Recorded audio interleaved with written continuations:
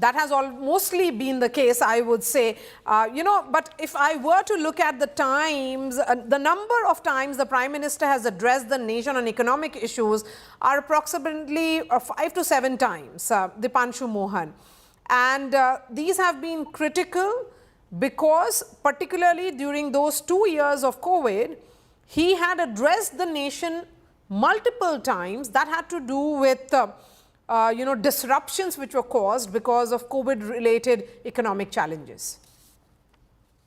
Yeah, so I mean, thank you, Myra, for first of all having me here.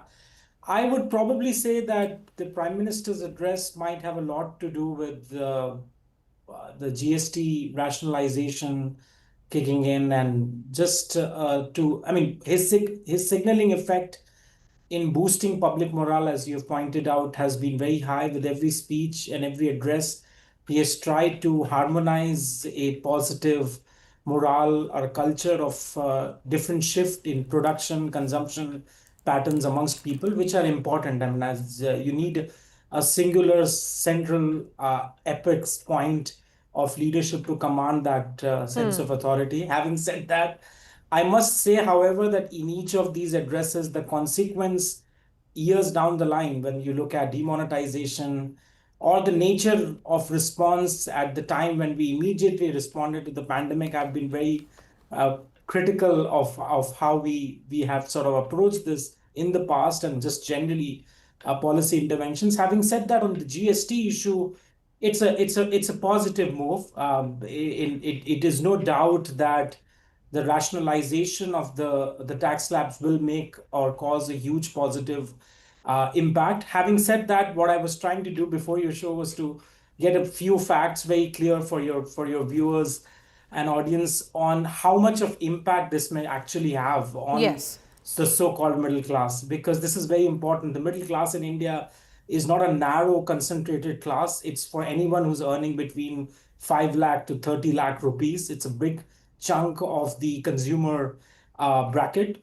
So if you have a family A which is earning maybe 60,000 rupees per month, based on the data, if you look at the recent NFHS survey, which is the only way you can know how much families spend in India on an average per month, from goods and services as much as toothpaste to spending it on a car, the average saving of as a result of the GST rationalization is going to be roughly 1,300 rupees per month, which is 2.2% of their monthly income. Okay. For a family B, if it's earning, let's say, 90,000 rupees per month, you expect this saving to be around 2,800, which is 3.1% of their monthly income. Okay. And for a family C, which is earning over and above 1,20,000 rupees per month, which is your upper middle income class, you can anticipate this money to be around, saving it to be around 3,800 rupees, which is 3.2% of the monthly income. So this is out of the average last sort of 20 years of data of average spending that people put on consumer durables, because you don't buy, buy as much of milk and paneer that you require for your spending and consumption preferences. Just because certain things become cheaper doesn't mean you'll increase their consumption. Professor Mohan, that's actually quite an interesting breakdown of how it will be impacting various categories and various family groups. And Anju, Mohan, you wanted to come in, and I'm looking at how these key changes in the GST slabs will impact the automobile sector in particular. Small cars will now attract 18% of GST, down from 28%.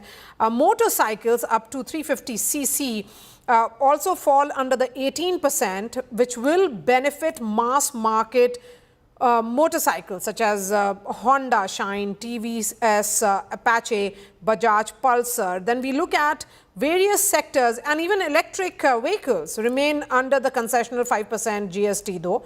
But overall, this is an important sector, particularly keeping in mind the Diwali season, because this is the time people usually buy new cars, new bikes.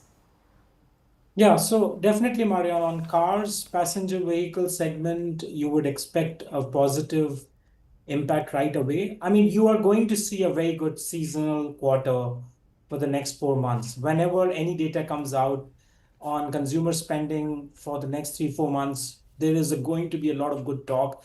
you might see a very good spark in the quarterly growth numbers for the next quarter as well. There is no doubt that consumer spending boost, which is what annually all producers wait for, is going to improve. You are going to see that. But having said that, there are 2 points which are very important again for technical aspects of leadership, because what we are seeing also simultaneously happening as a result of this rejig of the GST slabs is a fact which is of a very high amount of household debt which has been accruing as a result of more credit fueled spending. More and more people, in other words, are using credit Yes. instruments for making essential expenditure.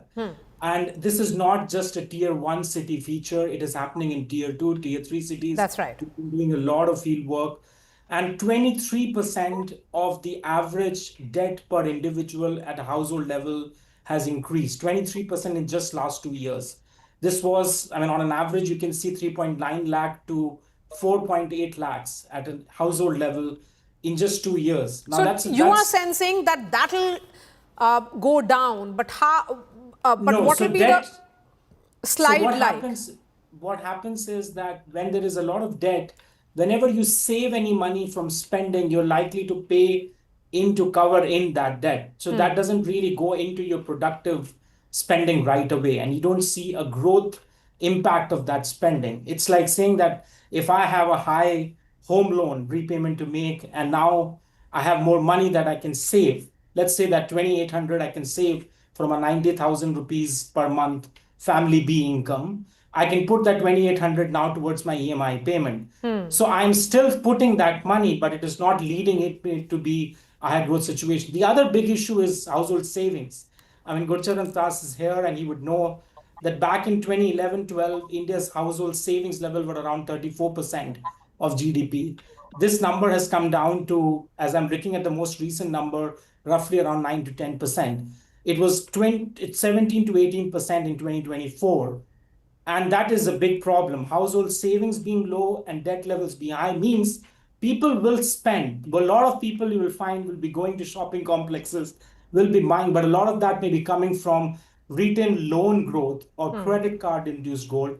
And Okay. that is in financialization of capital, not a good thing over term. Okay. So in the short term, definitely good growth impact, but medium to long term, you might see a lot of these not doing. The last point that I have to say, MRP revision of base price is the talk of the town among us. A lot of MSMEs, I've been speaking to a lot of MSME suppliers as well on consumer durables. They have not changed their base price in MRPs for very long. So as soon as the seasonal effect is out, you might see that the MRP is revised so that whatever little impact you would see of reduction in GST and MRP revision can just take that off right off the cliff. Okay.